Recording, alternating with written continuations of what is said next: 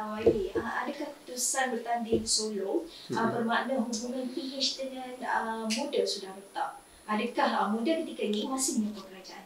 Ya, saya ingin menghantar mesej dan isyarat yang jelas bahawa tujuan utama kita menyertai pilihan raya negeri ini adalah untuk membawa politik baru dan untuk memastikan bahawa kerajaan persekutuan yang telah ditubuhkan dan kerajaan negeri yang bakal ditubuhkan akan fokus kepada agenda reforms dan pembelaan rakyat, iaitu agenda yang meletakkan keutamaan kepada pembinaan institusi-institusi rakyat yang melangkaui politik partisanship ataupun politik personality. Maksudnya ini, adakah ia bermaksud kita tidak ingin lagi bekerjasama, tidak akan mengundi bersama dengan kerajaan persekutuan di parlimen? Tidak. Selagi agenda tersebut berlandaskan agenda reforms yang mengangkat martabat rakyat, yang menengahkan Malaysia yang berbilang bangsa dan agama, kita akan sokong, tiada masalah. Sebab kita menyertai adalah kerana agenda reforms telah pun dikebelakangkan, sudah dilupakan.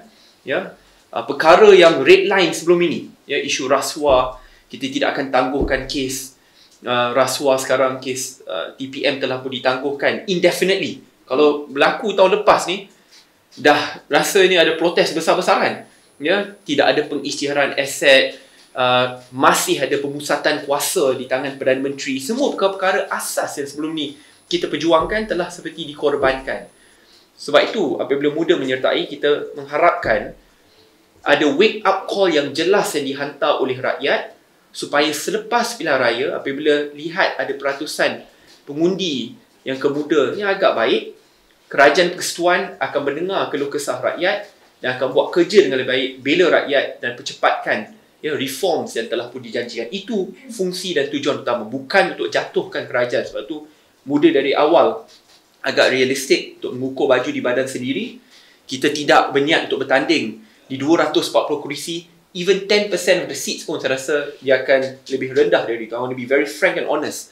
Kerana tanggungjawab utama muda adalah untuk jadi seimbang.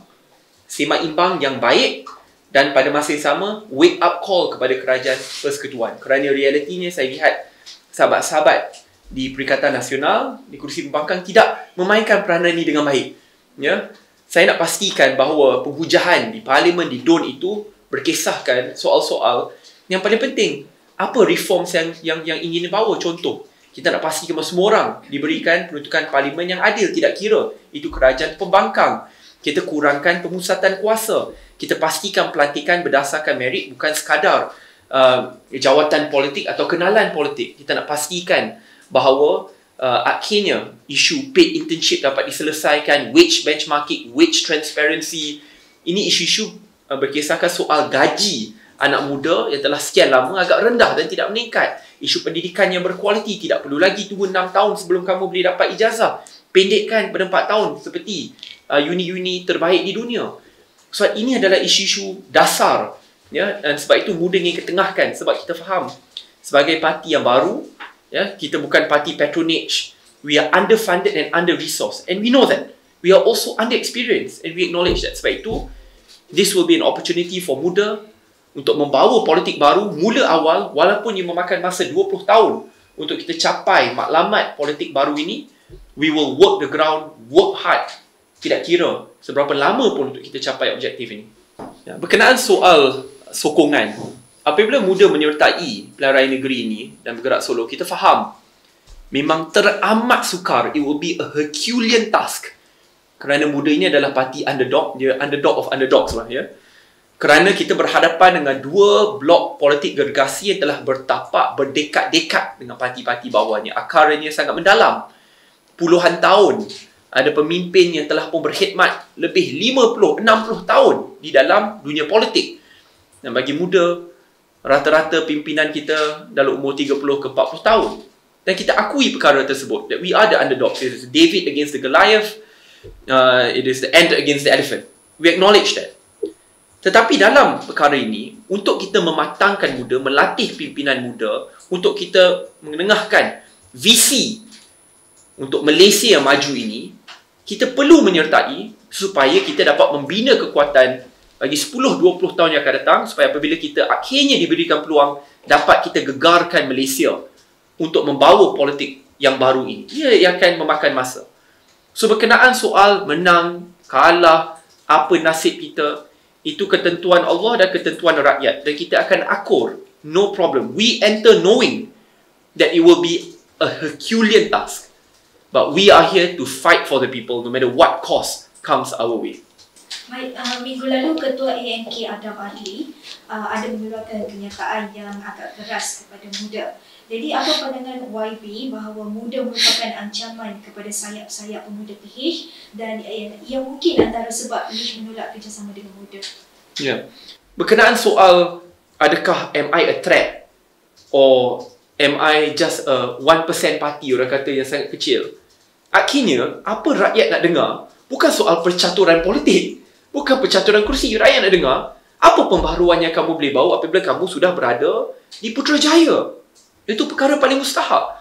Sebab itu saya mengajukan soalan. Saya kata biarlah kita berada dalam pentas demokrasi di mana kita bertanding secara sihat untuk naikkan Malaysia ke atas, bukan bertanding untuk turunkan Malaysia, the lesser of evils. That's not the kind of politics I want to bring.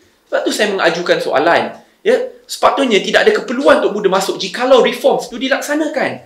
Mana laungan nak tangkap jerung-jerung besar LCS? Mana laungan untuk reform sistem pendidikan AUKU? Dah tiada.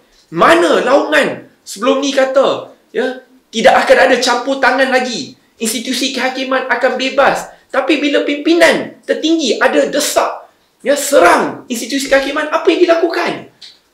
Dia quiet sebelum tahun lepas sampai protes kat jalanan. Ya.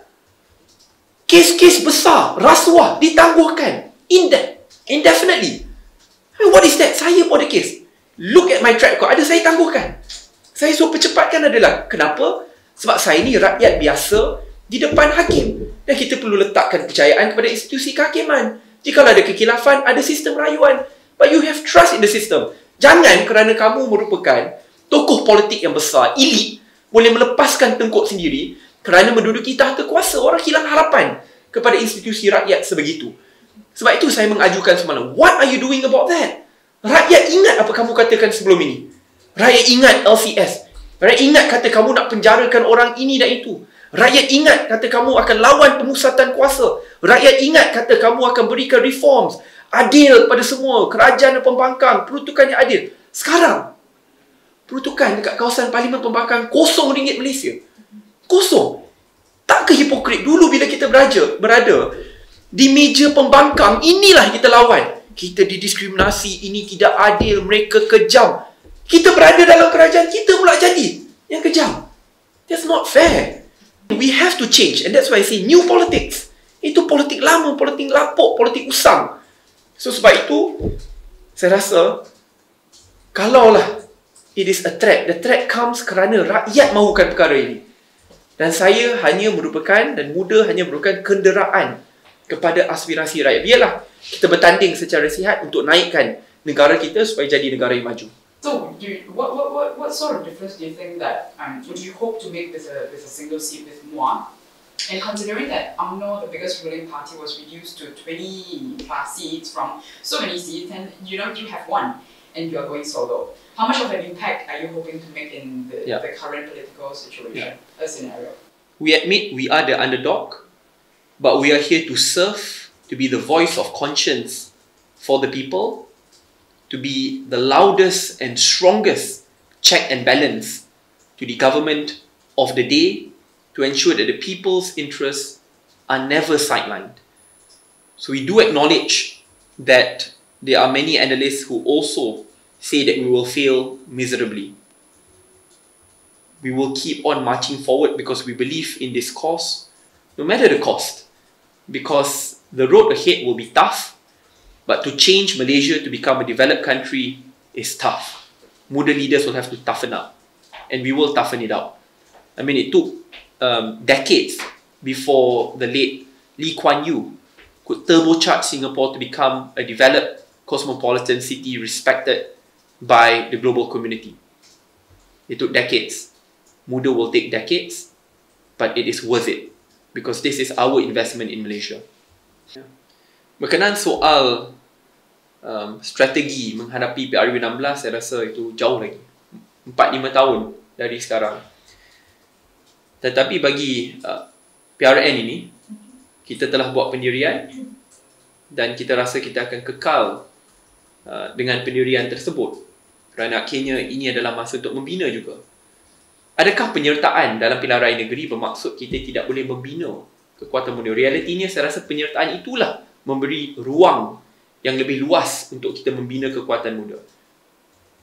Kerana kekuatan itu apabila kita tidak bersandarkan kepada sistem patronage, akan bersandarkan kepada politik, idea dan ideologi. Dengan itu, dengan penyertaan kita dapat kongsikan idealisme, dasar-dasar penambahbaikan yang ingin kita cadangkan apabila kita bertanding. Sebab itu apabila kita menyertai, ia akan menambah baik kedudukan muda, akan membantu kita untuk melatih pimpinan kita menghadapi kemenangan ataupun kekalahan. Itulah cara terbaik untuk membina, kerana pembinaan muda itu merupakan pelaburan bagi negara tercinta, iaitu bagi tempoh masa yang agak panjang.